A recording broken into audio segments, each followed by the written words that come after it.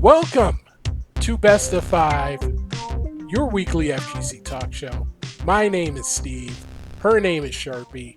Let's not delay any further because we've got a very special guest with us tonight, and you know him as the man, the master of the Climax of Night, the lead organizer slash director slash czar of Climax of Night, Mr. Ben Robinson, aka Shinobi. How you doing, man? I'm doing good this evening. How about y'all? We're I, okay. yeah, we're surviving. I don't know, barely surviving. Please send Um, help. First off, Yeah. we know you had a bunch of free time this week. How did you like the KOF beta? That is okay. You know what? I played like 4 games and it was great, but that was literally all I played. You actually found some time to get a couple games in. Yes, I somehow found time through that crazy busy weekend to play 4 games exactly of King of Fighters 15 for the PlayStation 4 and PlayStation 5. What was your record? I went even. Okay, you know what? We'll take that. We'll take that. We take those 100%. Uh, So, Go for it. I'm sorry. Go ahead, Steve, No, if you had a question. go, ready. you go Okay. ahead. Yeah, I thought we were doing the alternating thing we usually do. Okay, so, Ben, otherwise known as Shinobi, thank you so much for coming to the Best of V show. As Steve said, you are the head TO of Climax of the Night. Talk to us about how Climax of the Night actually started and what Climax of the Night is. Sure. So, Climax of Night is a French bread centric fighting game tournament, and what French bread is a Japanese developer. You may know them from games like Melty Blood, Under Night in Birth, and Dengeki. And I guess the origin story for the tournament itself would date all the way back to 2012 when we were still doing tournaments at Final Round for Melty Blood, and it was considered like the biggest gathering of the entire community since Evo 2010, which is the Oh, Evo wow. that we were all there when Melty Blood got in as a main game. So 2 years later, literally like almost everybody who came to Evo came back to Atlanta for Final Round that year, and after Final Round that year, we were just in the just in our heads thinking about like what would it be like if we just had a Melty Blood major, right? So a few years passed and Under Night came out, and with the release of Under Night in Birth ST, which is the version before this current one, Clear, there was a very like organically rapid growing community in that game. So with me also like just having my ears to the ground and being involved with that community, not as much as Melty, but I was still like in the know. I still knew people that crossed over. I talked to a few people and I talked to a few close friends that worked Final Round with me, and we all decided to be like, hey, let's try it. I think we can, give these guys a shot and see if we can finally run that Melty major. So the first one we did was in 2018, which I did announce at Combo Breaker that year. It was 2018. That was the first time that we announced it, and it was more or less a success. It was a very very strong, competitively driven first year. Some of the best, even from outside of the United States and Japan, like Clear Lamp and Sonaru, both came to Climax of Night 2018, and it was a blast. And every year since then, we have always wanted to focus ourselves on the French bread games, the lesser known niche anime games like Under Night and Dengeki and Melty Blood. And this year, with the addition of Gundam, which is also another lesser known fighting game in the community, we've sort of wanted to build that foundation of having those lesser known fighting games that you don't see every day in all of the other bigger majors out in the country these days, and to have something that of a very very like high competitive level. People consider Climax of Night to be like one of the hardest tournaments to ever be, to ever go down for those games. So that's also something I'm very proud of. So talk to me about some of the participants that we saw at Climax this weekend, because I know that we actually had a few people traveling internationally. Is that correct? The international presence due to COVID was rather like played down a little bit. There wasn't that many international players. We did have a uni player from Germany come through, and a few players from Canada, but I think outside of that, we didn't have much of an international presence as we had for like the previous 2 years. Obviously, due to COVID, COVID restrictions for particular countries, but what we did have was an outstanding growing community in the southeast and southwest, particularly in Texas. Texas was definitely a highlight for Under Night, which we ended up having like around 235 plus entrants for this year, which is the most entrants we've had for that game in Climax's history, which means it's the biggest tournament we've ever run so far.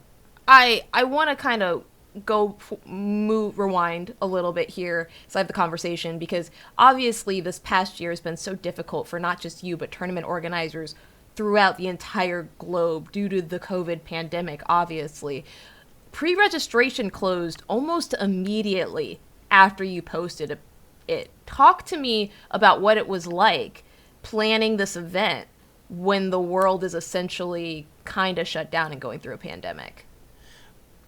Okay, so it was it was weird because we didn't expect it to go. We didn't expect registration to be that crazy. And just let people in the know, we initially opened registration in May. We had it limited, obviously, but we had it limited to about 350 people, and I think it was broken down to like 250 competitors and 100 spectators or whatever, and we had to close that down in 12 hours. So that kind of like threw me off a lot because I didn't think it was like that big of a deal. I thought it was like, oh yeah, the regulars will come in, but the amount of people that have been drawn to these games from like in the downtime with the pandemic and stuff, and the word of mouth that has been like collectively gathering over people saying like, oh yeah, Climax 2019 was great, Climax 2019 was grand, and on top of that, having the current version not really have a fair shake offline, because it was released in February of 2020 and the pandemic started around March, I believe. So it didn't really get a good start in the offline space. So with all of that combined, we really underestimated registration from our first go around. So later on, we did decide to increase it. We did increase it to 500, and even then, like people were just coming in droves like crazy, and then after that, we were slowly like, as more people leave, we started to slowly increase it a little bit more. So we ended up with, I believe, like 530, like 530 total. Wow. Yeah. So it was it was humbling to see, but on the other side, it was absolutely crazy to see that many people still hungry and dedicated to these games, for sure. Now, I also know, because I'm an avid internet user and social media user, but I actually saw a picture being shared on Twitter of the space after the event was done on the final day of Climax. And this picture, I believe, is a picture of the general lobby area where majority of the events were being held. And the caption read, basically 3 years going straight of having a completely cleaned up event. Talk to me about what's going on inside of this photo, which I'm certain Steve will be adding in post. So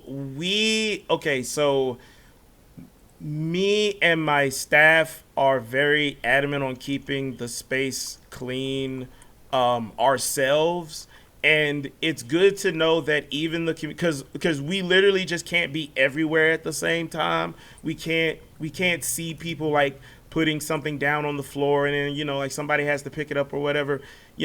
It's to the community's credit as well to be able to look out for things like that, to not have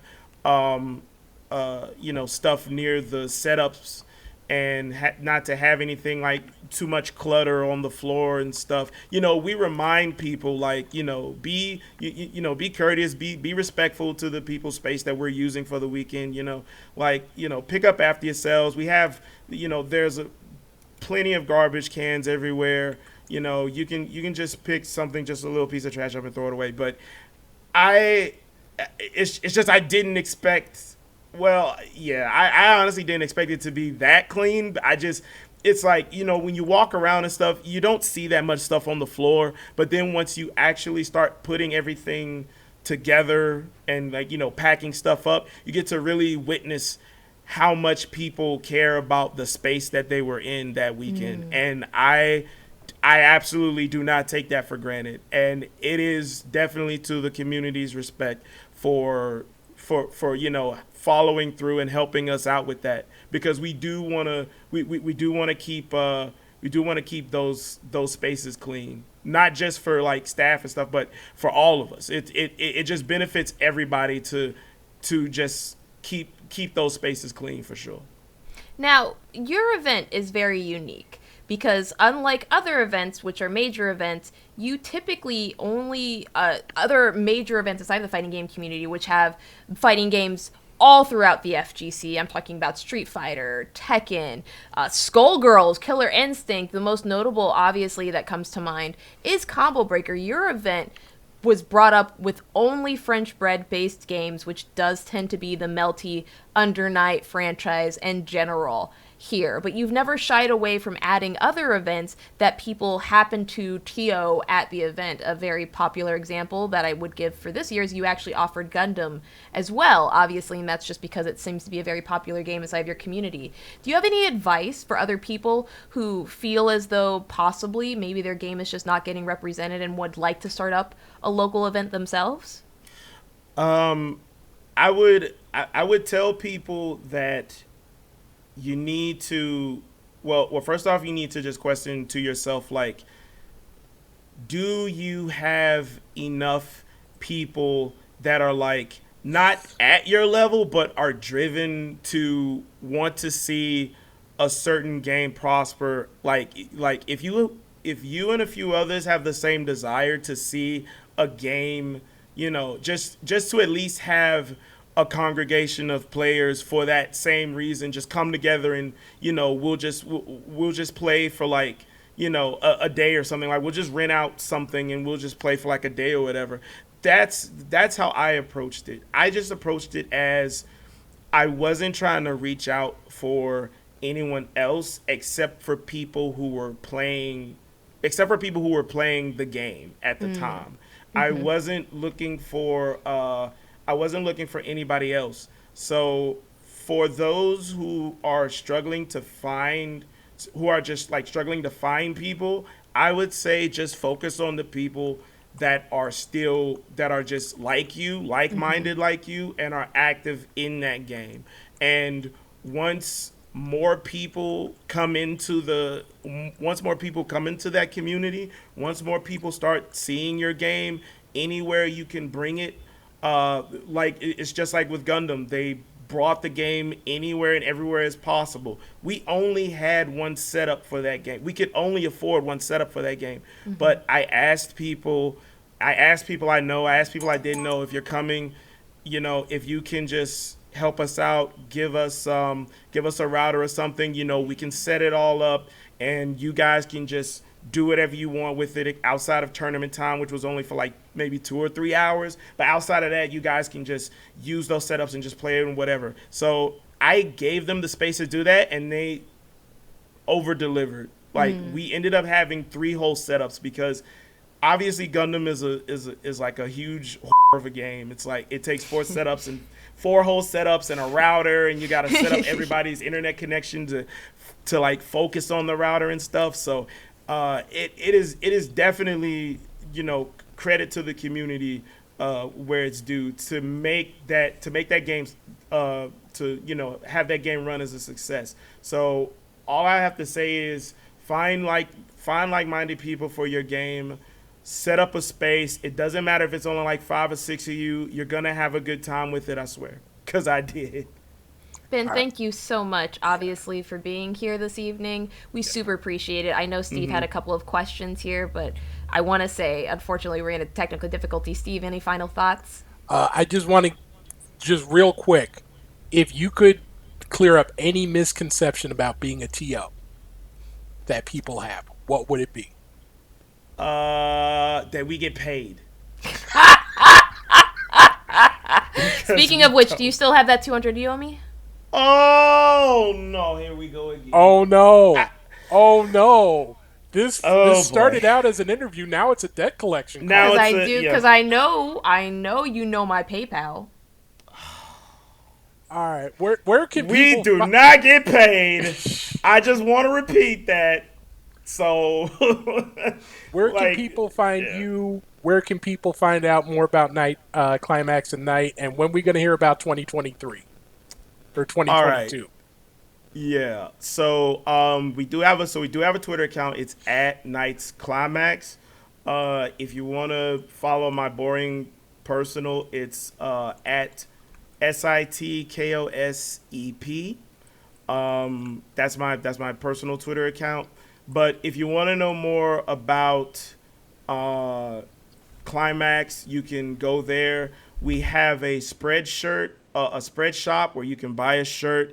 It's in the Twitter profile. Well, I have to change it because I think it's the Smash GG now. But I'll switch it over to the spread shop. The shop will be open until New Year's Eve. So pick up a design if you enjoyed yourself or if you enjoyed the show. We also have like a quick setup on donations, but I'll put that in the profile as well. But other than that, and there it is. You worked for so long. But yeah, I think that's pretty much everywhere you can reach me. If you want to reach me, just hit me up on Twitter. Yeah. Man, we appreciate it. Thank you very much. Get some rest. You've earned it, man. Thank you. I will actually do that. Like I'm going to be up for like another hour, and then I'm just going to go so I can get some early morning work done. So. All right. Thank you very much for spending time with us. Thank you. Okay, no problem, y'all. Thank y'all. Have a good show. Bye. We will try.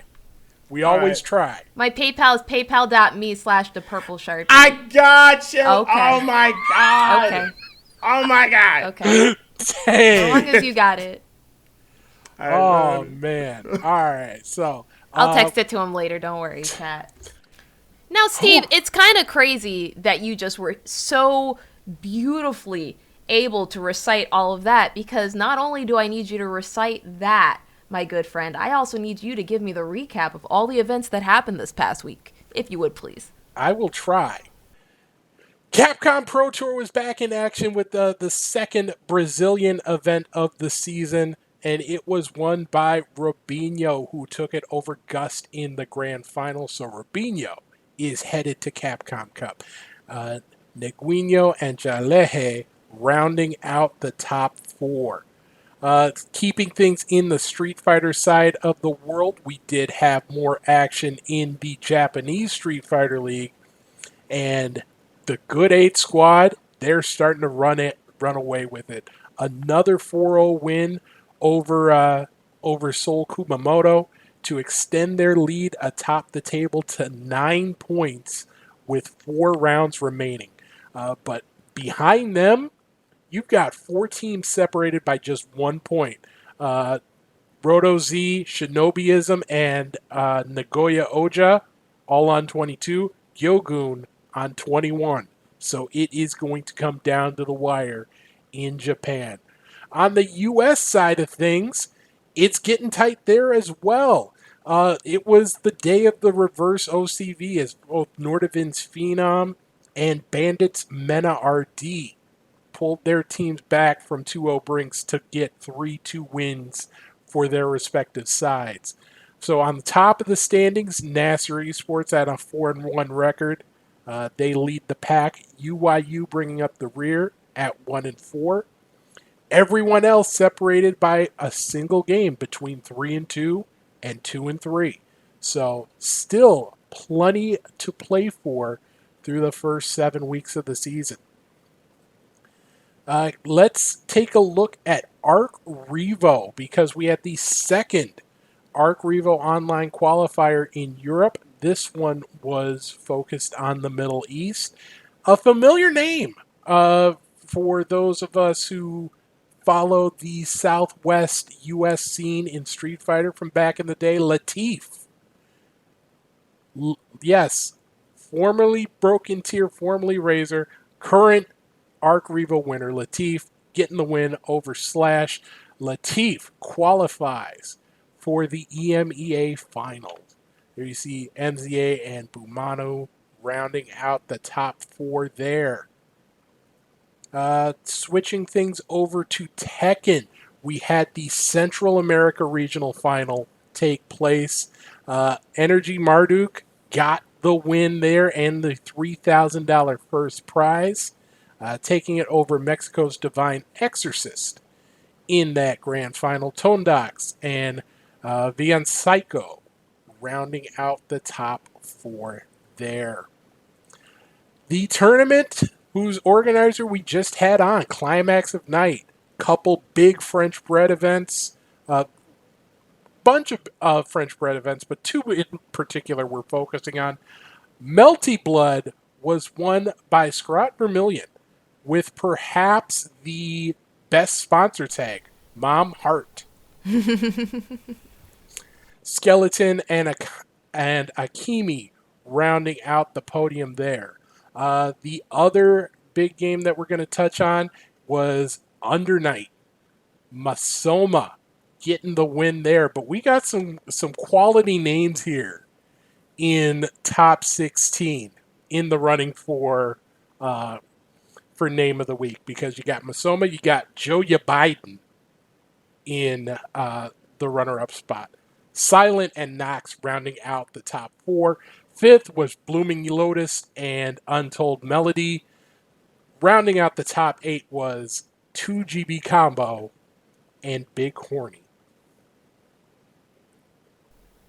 Looks like a jam-packed weekend, honestly, Steve. Do we have anything else coming up, though? You know, we talked about a lot of Climax. We talked a lot of events that already happened. You know what? I got to talk about one more event. Oh, sorry. Because I cannot talk about Climax and end on Big Horny. We are going. I was going to let that go, but... You can't let that go. UK side of things, Revolution 20XX. This is one of the big anime events in the London scene. Dragoy coming over from Spain, having himself a weekend taking home titles in Grand Blue and Melty. Magic from Norway, your Skullgirls champion. UK had some good representation as well. Mystic winning in Strive. DLZ and Monkey taking on Blaze Blue titles in Central Fiction and Cross Tag, respectively. And also one more nominee for Best Name of the Week. Samurai Showdown champion Kim Precision. Kim, it's like Kim Possible, Kim Precision. It's like 2 names, but it's sort of like 2 names there. It sounds like a name, but it's not real. Anyway. I don't know about that one, Steve. You know what? You gotta know about this. what to watch this weekend because we've got some more events to check out. Street Fighter League in action. If you don't want to watch football on Thursday or talk to your family on Thursday, or you don't celebrate Thanksgiving, all of those are valid reasons. Street Fighter League US in action week 8 on Thursday. Uh, Before that, you've got Street Fighter League Japan on Wednesday and Thursday, or Tuesday night, Wednesday night, depending on where you are in the world. You've got more of that on Monday and Tuesday, rounds 11 and 12 for the Japanese league. You've got the rescheduled South African final for the Tekken Online Challenge. If you'll remember, that was supposed to take place earlier this month, but got postponed due to some unfortunately timed blackouts. And you've got if you want to catch some Smash, we've got some Smash World Tour action. The final qualifier before the World Final. It's the East Asia Regional Final for Smash Ultimate. So, plenty of action to take a look at this weekend.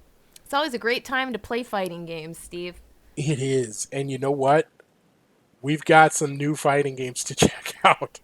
Do we now? I can't possibly guess what could possibly be on the agenda. What type of projects could there ever be to see? I mean, what type of multiverse would there be more than one game announced? I mean, honestly, you'd have to be living and torturing people inside of a dungeon if that were to happen, Steve. I could never imagine.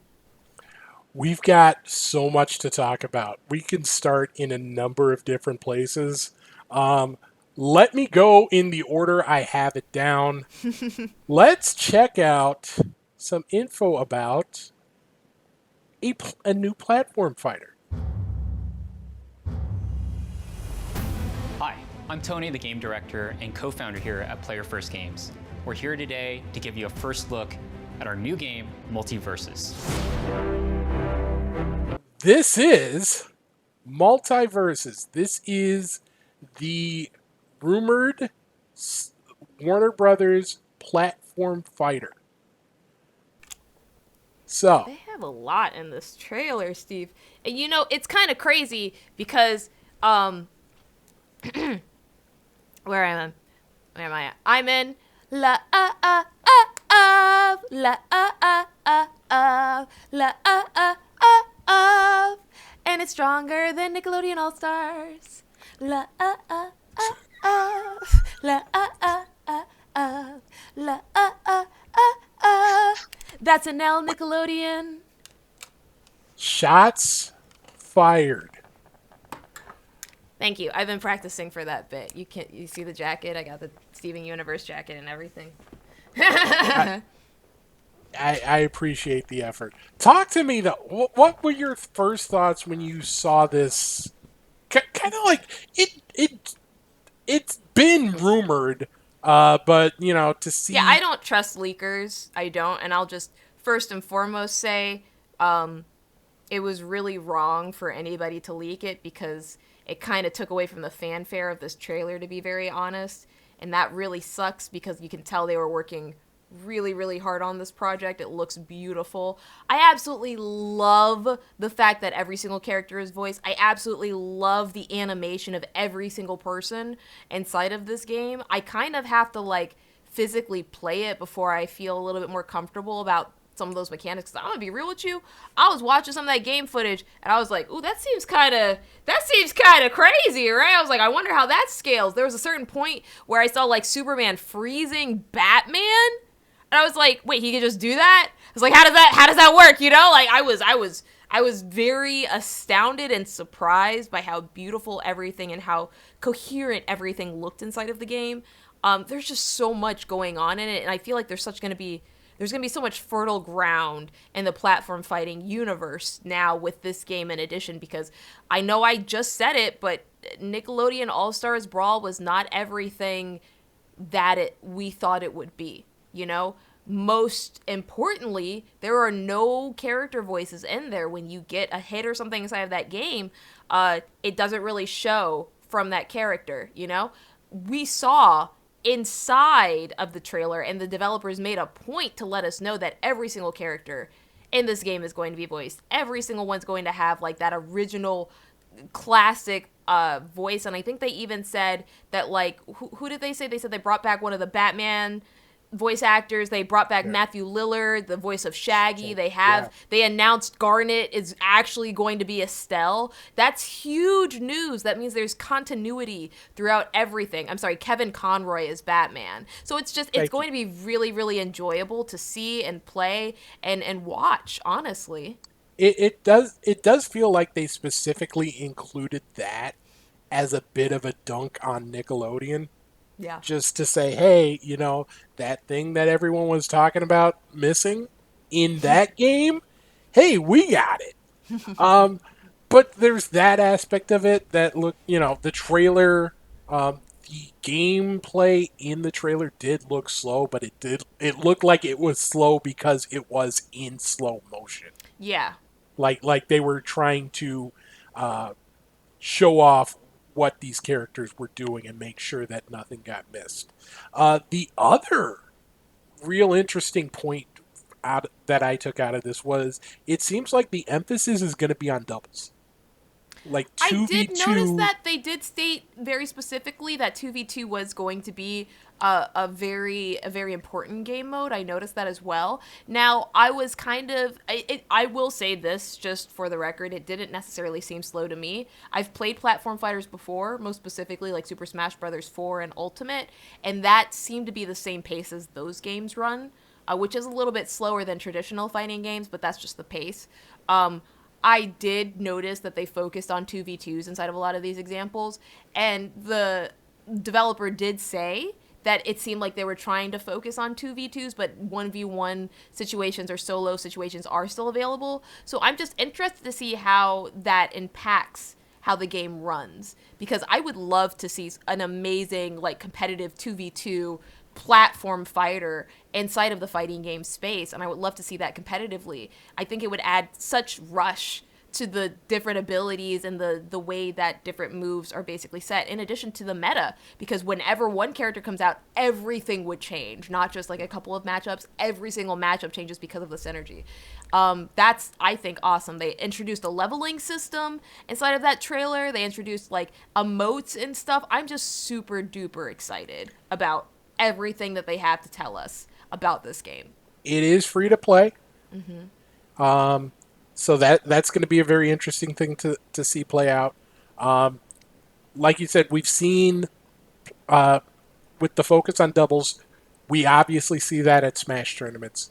We've seen it in Brawlhalla, and they have a circuit they include doubles in their official esports circuit. Yeah. But we haven't really seen a big platform fighter go doubles first. So that's going to be interesting. One thing I did was kind of disappointed in, doesn't look like, at least at launch, on Switch. Not on Switch.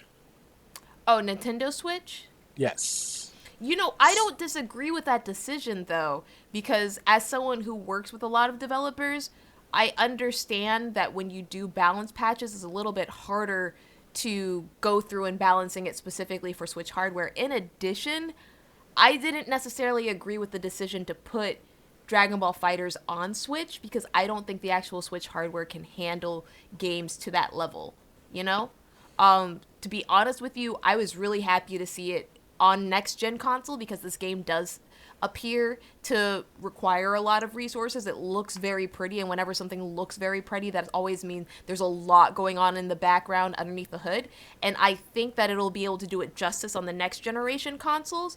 I will be excited to see a majority of the audience on these platforms finally have an opportunity to also play a platform fighter, because most notably, Super Smash Bros. Is not really available on these other platforms, and a lot of Super Smash Bros. Players do still own PlayStations, do still own Xboxes, do own PCs, and they're looking for another game that's not just PC, like Brawlhalla or something. So this provides, I feel, a lot of options for people who have these consoles and may not have been able to play a platform fighter just because that wasn't available for them prior.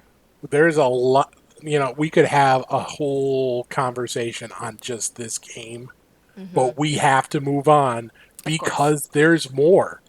Is There, there more? What other types of projects could we possibly cover here, Steve? well, let's take a look at something that didn't get a huge announcement, but did get a bit of a trailer. Or Let's take fanfare, like Kwanzai, who just subscribed at tier 1 for 48 months. Thank you 48, four so years, much. 4 years. You're. Un, okay, And I also realized that segue I gave before was not for this very next thing we're covering, and I apologize. that's okay. It's all just so blur. It's all blurring together right now. Let's take a look at the trailer for a already announced project, but we get a little better look at DNF Duel.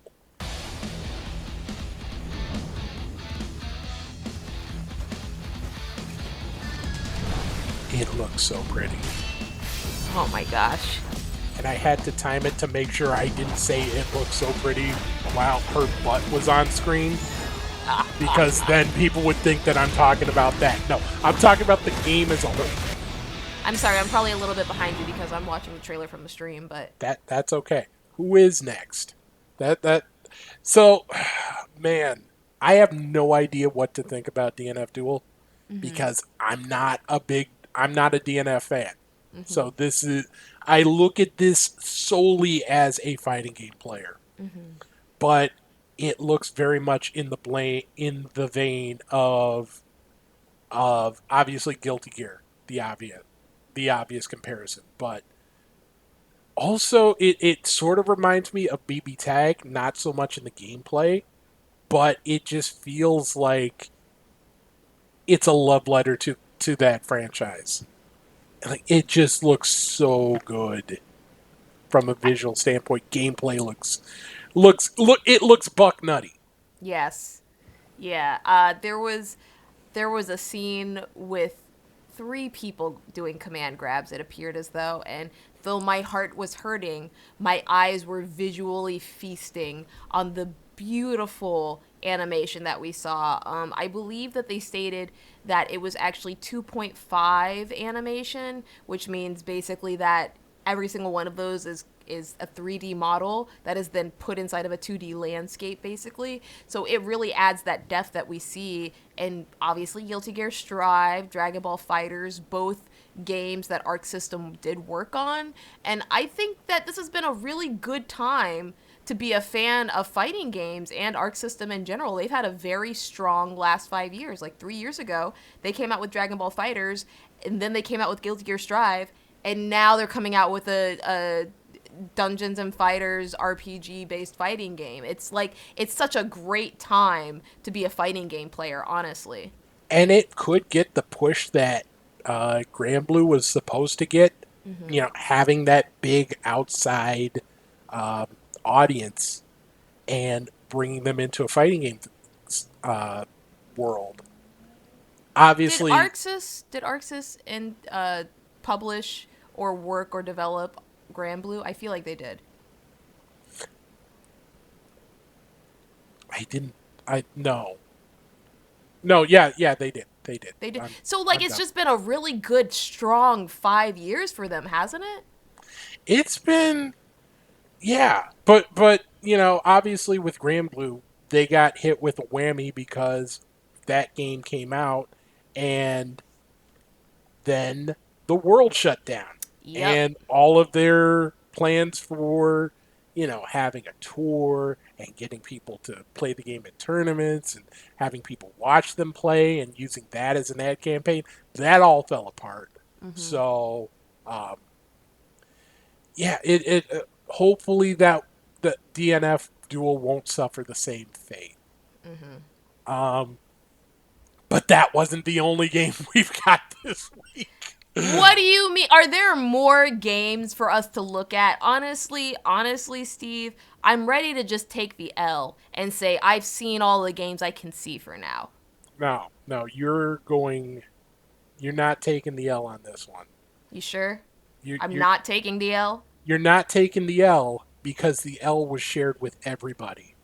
We got an update Um, from the Cannon Brothers on Riot's upcoming Project L.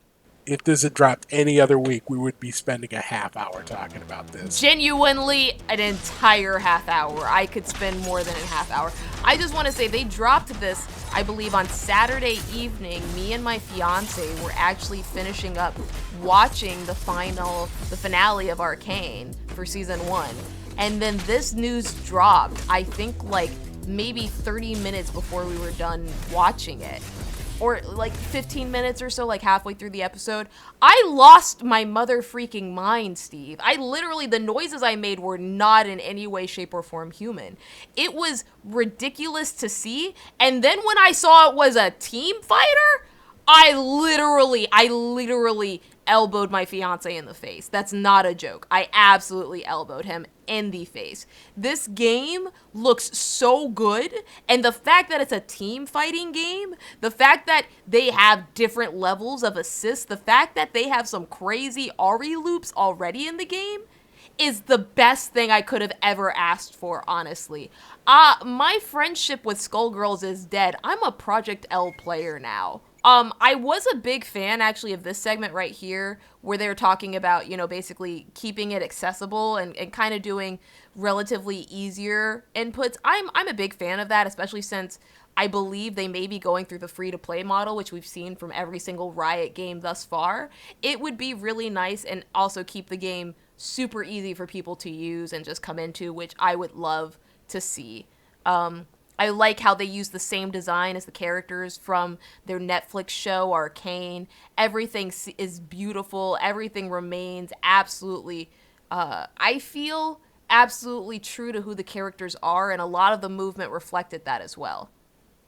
Yeah, this time shift. Oh, the after image? Yeah. The after image play was just nasty. Honestly, it's just like the minute I saw this character, I was like, Sonic, if Sonic Day 1 is not playing Echo Ari, it's because there's going to be something that does more damage in the game, and I can't, based off of this right here, I already know Sonic is going to be playing Echo and Ari. I already know that. Like, because. I already know that because. Look at these schmixes. This is nasty. It's just ridiculous. So yeah, obviously they talked about a few different things. They talked about one button supers being something that they were doing. Did they confirm one button supers inside of the game? Not just like direction and button. So they showed some of the move sets as they went through the list, and it is going to be a little, it's not necessarily going to be Dragon Punch motions. It's not going to be half circles. It's going to be little more complex. There's going to be a little more to it. It's not going to be quite like the Rising Thunder. More like Power Rangers. Power Rangers is a good game though. Like that's a fun game, and I still enjoy it. It's gonna, not. Yeah, I can talk. I swear. There's just too much news this week. There's too much news. But there's that aspect, and especially for a game like this, I don't have any issue because we have to remember, and I'll highlight myself on this, which is something I'm not necessarily good at. This game isn't necessarily the biggest audience. Isn't going to be the FGC. The primary audience of this game is going to be League fans who also say, "Oh, there's a fighting game. Oh, let me check that out." And and that's not to say that there won't be people who come in primarily from a fighting game perspective, but that's not the bulk of their audience here. So they do have, they are making the play for more accessibility. I feel is the right move here. I agree. And I think when you see the after image combos, there's going to be some nasty stuff in this game. Oh, for sure. It's not going to be a case of very simple, simple inputs does not necessarily equal simple gameplay. That's correct. And we saw that kind of a little bit inside of Dragon Ball Fighters, and I want to say to a lesser degree inside of Guilty Gear Strive. Both of the inputs for that game are relatively simple compared to some other historical anime fighting games that we've seen in the past. And some of the gameplay that actually comes out of it, some of the combos that we see, are just positively, if I could quote a singular character inside of League of Legends, positively. Come on now, glasses. You got it. I believe Outrageous. Truly outrageous. Is that also a gem reference? Yes. Oh my god. We have a strict limit of 0 gem references per episode. 0. So I can't talk about the crystal gems, any of them? No. Okay, I'll stop. No. No gem. No Sonic gems. No Street Fighter Cross Tekken gems. None of that. I We're understand. just shutting it all down.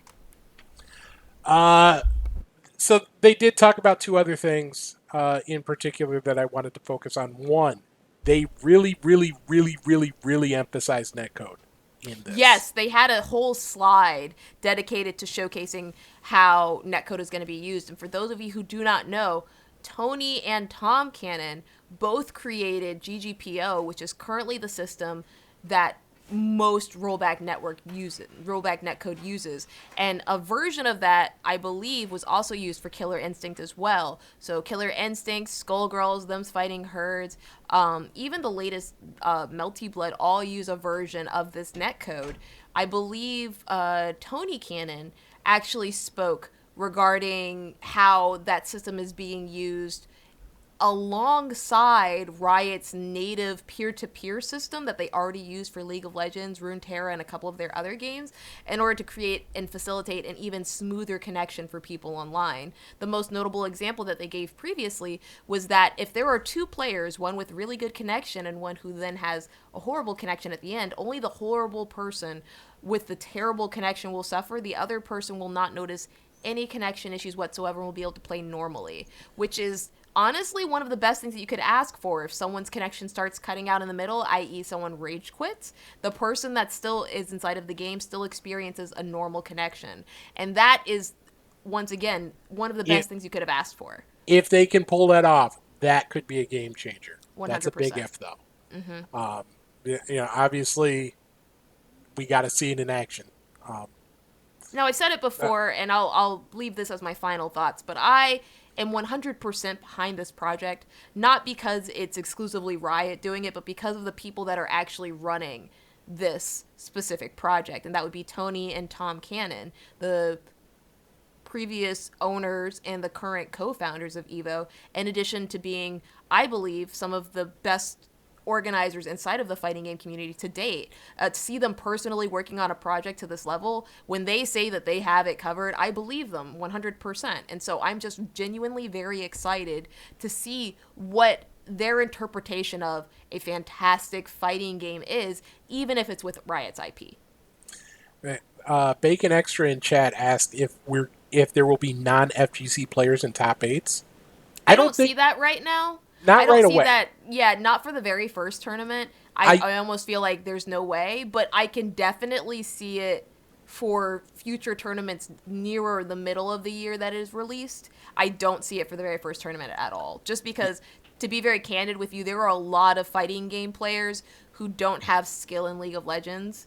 And there are a lot of League of Legends players who don't have skill in fighting games. I play both League of Legends and fighting games, and I feel a decent level better than most people, and the crossover I see is so non-existent. It's a completely different skill set. Yeah. So I do feel you're going to get players who are inspired. You're going to get the next Sonic Fox. You're going to get the next CJ Truth. You're going to get the next Skullzer. Or Sharpie. Or right, Sharpie. Steve? Or Sharpie? You could be the next Sharpie, but let's be honest. They broke the mold with you. There's only one. See how he tried to pull that back? Yeah. I, Yeah. I, I, Yeah, I'm good at this. I'm good at this. I'd like to think. There will not be a release in 2021 or 2022. Uh, so obviously that means 2023 at the earliest for this game. But they did commit to giving 2 updates in 2022. So don't expect to have as much radio silence going forward, or at least as long of a period To be of fair, radio silence. we actually had 2 updates this year. The very first update they gave during Riot's 20th, I believe 20th anniversary, was when we What? first saw actual news regarding Project L, which we When believe was was earlier this year. that? It was either earlier this year or it was last year. I feel as though it was actually earlier this year. That was October 2019, or Oh, October 2019. So it's been a while. never mind then. I don't know why I feel. Oh, you know why I feel Time like is we a heard about it? construct. Yeah, that's why. Because it was in the middle of quarantine. No, no. Well, no, 2019. It was before quarantine. Oh, that was before. Jeezy Pete. Quarantine really just took 5 years off my life, huh? Man, these 2 years have been a hell of a 5 years, haven't Oh they? my gosh. God.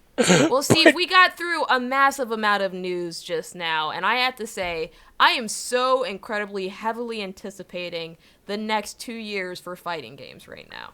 You know what? We got through some news. We didn't get through all the news. We got more. Let's keep it. Let's go back to platform fighters.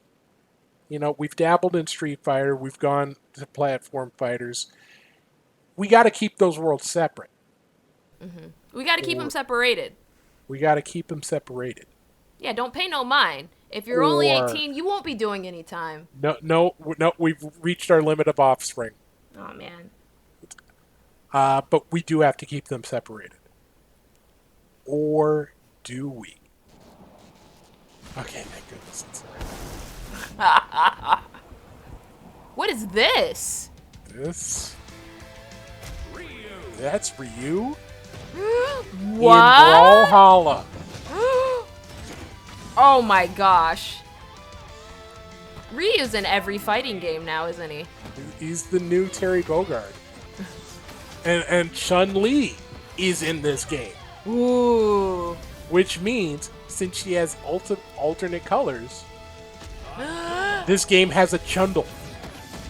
Oh my gosh. Akuma.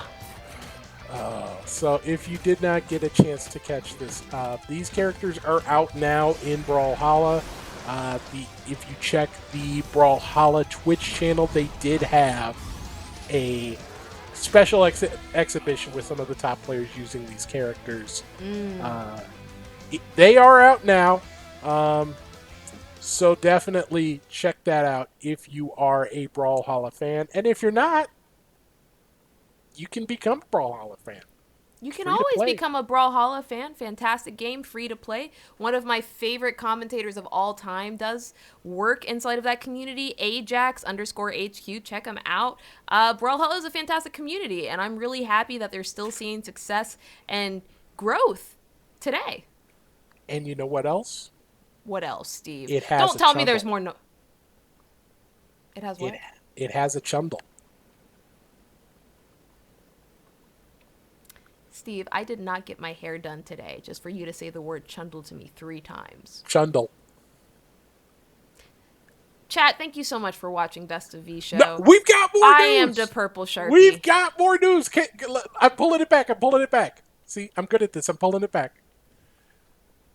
Man, we've got more news. Let's stay in the platform fighter world, because we had a very special announcement. One that I don't think anybody was expecting. I certainly wasn't. I don't think you were expecting this. I don't think I was either. This came earlier this week from Panda Global. Let's check out what they had to say.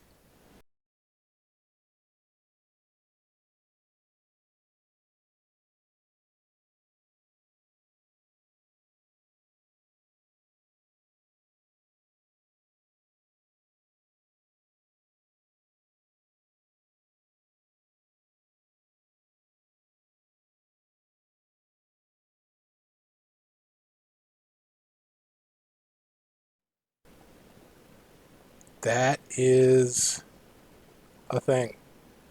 That's some pretty big news. An That's massive. officially licensed Super Smash Brothers tournament. Or did they say circuit? It's a It's a circuit, right? circuit. It's not just one tournament. It is going to be a full circuit with cash prizes.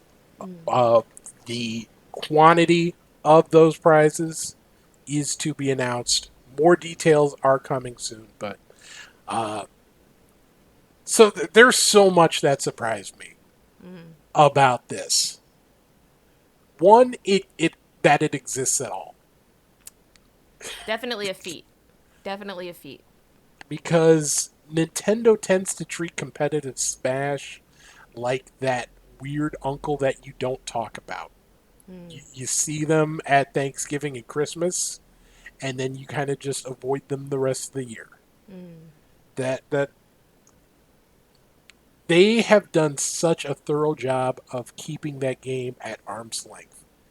Just saying whenever they decide to do a little something with the community, it's just sort of, hey, yeah, cool, you guys are cool.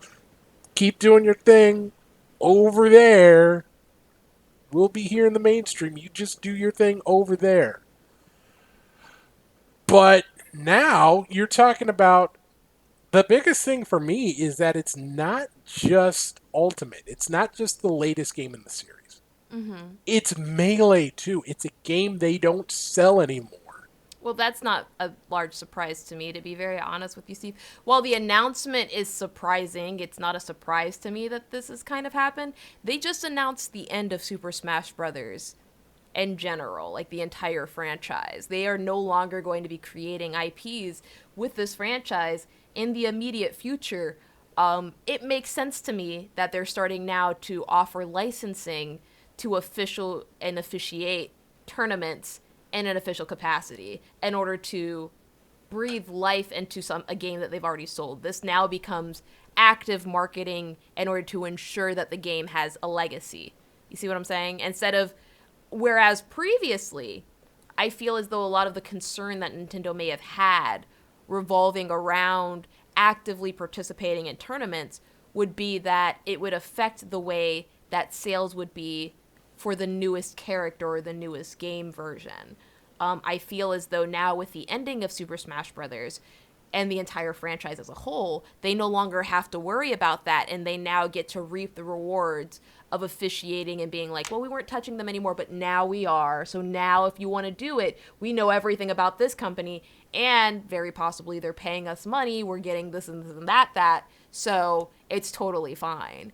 What I would like to see, to be very candid with you, is I would like to see an environment and ecosystem in which other tournaments that are not perhaps the Panda Global circuit also get an opportunity to be official Nintendo sponsored events or Nintendo supported events. That would be fantastic to see, and I think also be the fairest, most impartial thing that Nintendo could do. By licensing themselves to a team, they're removing any idea of equality to everyone else inside the scene, because Panda Global is not running exclusive tournaments right now. Panda Global is an esports organization that has content creators, players, and other people inside of the community, but these people inside of the community are not the ones that own these large scale tournaments. For example, Glitch, Super Smash Con, Apex to a lesser degree, which is no longer a tournament, like Big Pound. House. Yeah, Big House. All of these Genesis. events are ran by different people that are not on Panda Global. By officiating a team as the owner of the circuit, it gets very strange and convoluted. I don't consider myself a fundamental part of the Super Smash Brothers community, so it's kind of weird for me looking in, but I'm interested to see how other Super Smash Brothers tournament organizers respond to this. I know there was a statement announced by one of the owners, I believe, of like Big House, who actually made a statement stating, that it's fantastic to see for Panda Global, but he would like to see some answers regarding like how open Nintendo's willing to be about this tournament, how events are going to be moving forward, whether or not Nintendo will be open to officiating and licensing other tournaments that have been inside of the Smash community for a very long time. There's just a lot of uncertainty inside of the Super Smash Brothers community right now, and to be very candid with you, it's really just about what Nintendo does moving forward next year when we start to see more tournaments returning, Yeah, and I got that quote from Jelgo Rob here Thank you. in response, who is the lead organizer of the Big House. He said, quote, "My quick reaction, this is great for Ultimate and TBD for Melee. Even after all Melee's been through, I still feel there's potential upside to partnering with N, meaning Nintendo, if done right, with consideration to our needs and institutionalized formats. Of course, that's a big if. I'll await more details." End quote. Yeah. And that's the So, big thing. We don't know what this circuit is going to be like. My first thought goes to Capcom Cup because for a lot of fighting games, Capcom Cup gave the blueprint for these other companies to come in and follow. And we've seen extensions on this with online play, with the dojo events for Tekken World Tour, and obviously that's been extended in different circuits. But this sort of the feeling I get is that this circuit has the chance. I don't know if it's necessarily going to be the goal, but it has the chance to be sort of a kingmaker yep. for the Smash scene, for Smash events. You know, obviously, obviously Genesis is a big deal. Big House is a big deal. But if there's only 6 or 7 events that are on this circuit, and one of those events isn't on there, but new Panda event in a city 100 miles away is, Yeah. that could lead to some very significant changes, and we don't know how much control Nintendo is going to have over it. Obviously, things like this would probably mean that at any event that is part of this circuit, you're not going to see Project M. Or Project M. You're not going to see Project Plus, anything Yeah. along those lines. Um, you're definitely not going to see online Dolphin play for Melee. Yeah. Um, It's genuinely disheartening to me because I know there are so many people inside the community that play the games you just stated that aren't necessarily going to have representation, and it's kind of just, it's good for some players. It's not amazing for everybody, but it's good for some players, and I know a lot of players are celebrating that. I am in that part of the group as well. I'm celebrating the fact that this happened. I'm very cautiously optimistic for my other friends who aren't playing those games, who want to just have fun playing PM, playing Project Plus, playing on Slippy. They want to just have that same experience they have offline, online, and it's not necessarily supported by Nintendo right now, which makes it very difficult to watch announcements like this being made. But I'm holding on hope. I genuinely believe that both Panda and Nintendo will do something that represents the whole of the community and make moving forward inside the Super Smash Brothers community a more stable ecosystem for all. yeah, there's still a lot to be seen, and that's sort of this could go incredibly great. This could go incredibly bad. It could go incredibly meh. We don't know. Um, but the possibilities right now are endless. Um, it's there's just so much here.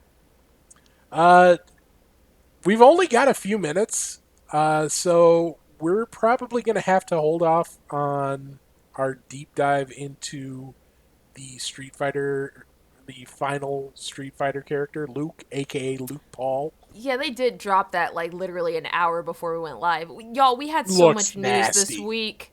We It had. looks nasty. Oh, yes, it does, Steve. Let Oh my let's gosh. let's let this man rush down, but also let's give him the fastest projectile in the game. Steve, save it for next week because I just want to thank all of our listeners, viewers, and fantastic subscribers, not only to our Twitch, but also to our YouTube, and also people following us on Spotify. Thank you for supporting the Best of V show. We're always happy to be here with you. And you know what? We got a few minutes left, so let's try and get a couple of things, a Oh, couple yeah, more sure. things done. Did you have a chance to play the KOF beta? I don't even have an excuse because I know Shinobi got to play. I have no excuse I did not play it. I did not get a chance to play anything online, but I was able to mess around in training mode for a bit. Uh, my schedule basically revolves around this show, so most of my time off is typically Tuesday and Wednesday to get to do the show and get my editing done. So all weekend I was tied up, but I did get a little bit of time with in training mode. Dolores, oh my god, Is she just as good as I thought she would be? she's better. Oh, bless She's up. so good. I'm so I happy I to hear that. I am having so much. I had a lot of fun messing around with her, and she's got some nasty stuff. You love to But see it, honestly. unfortunately, not everyone did get a chance to enjoy it. Unfortunately, they when the beta was first announced, they said that PlayStation Plus was not required to play. And then unfortunately, it turns out that, yeah, you kind of need PlayStation Plus to play online, which is which left a Yeah. lot of people in the dark. Um, Also, there were some reported issues about the quality of rollback and specifically one-sided rollback. And the most common thing that I saw was when people were playing cross-platform. So going Yeah. from PS4 to PS4 Pro or PS4 Pro to PS5. Um, it is rollback. It wasn't perfect rollback. Uh, it is a beta. It's the whole purpose of this is to find this stuff out and give them a chance to collect data and see where they can improve. My fear is that might turn off some people and say, well, that's what the game's going to be, and not give it the chance once it launches. Can I just say I hate that literally so much, especially when the alternative is not getting to play it until it's 100% done, like not even getting a beta. I like people being able to adjust games in the middle of like launches. I really genuinely love that, especially when it's not like when it doesn't result in a day one patch. If you get a chance to patch it before it fully releases because of beta feedback, that's amazing. And to the point of having issues cross platform, I just want to state Skullgirls also had rollback netcode and also suffered cross platform. Cross platform netcode doesn't always mean that it's an issue specifically with the netcode. Sometimes it's just an issue with the consoles literally not being able to handle certain types of information coming back to them because of their hardware. That doesn't mean that there's an issue specifically with the rollback inside of it. Sometimes it means that an actual driver needs to be updated or there's additional coding that needs to be on specific versions of the hardware, not the netcode. So I do just want to point that out as a fact because it is very easily a misconception that happens very frequently when playing these games. And I only know because the Skullgirls community went through this when we had Vita. It was a mess. It will. We've got plenty of time to. They've got some time to suss that out and hopefully improve But that before launch. we don't have any more time today here, Steve. We've got Unfortunately, like we've come. 60 seconds. And with those 60 seconds, Steve, let me just say it's been an absolute pleasure doing this show with you, as always. I am You're not gonna the let me show Purple my Sharpie. screen. You're not gonna Okay. let me show my screen. I'm sorry, Steve. Show your screen. Show your I'm screen. showing my screen because Twitter drama happened and in What? EU versus US, and normally it just leads to to people talking, and nothing happening. This time, it led to a proposed 10v10 team exhibition in Street Fighter between Team North America and Team Europe. Was Punk behind this? It was some mess after. Yeah, Punk still believes that NA is the best region in the world. Japan watching on the sidelines and laughing, but obviously with Problem X taking Red Bull Kumite. So these squads: Brian F, Chris CCH, Idom, Mena, I Nephew, love Punk, Mena. Rob, Samurai, Shine, and Smug against Angry Bird, Big Bird, Luffy, Hurricane, Infectious, Crimson, Phenom, Problem X, Ricky Mans Barnett, and Takamura. Who, real quick, 10 seconds, who would you take in that set? Team NA, they have Smug and Mena. It's over. I gotta go Europe. It depends on the format. It depends on the format. I think NA wins individual matchups, but I don't know if they can eliminate Problem and Infectious in like a Pokemon style. That's fair. I also want to say it's Phil's- kind of weird that Yeah, Mena Phil's is on might here. be in there. Phil's might be on there.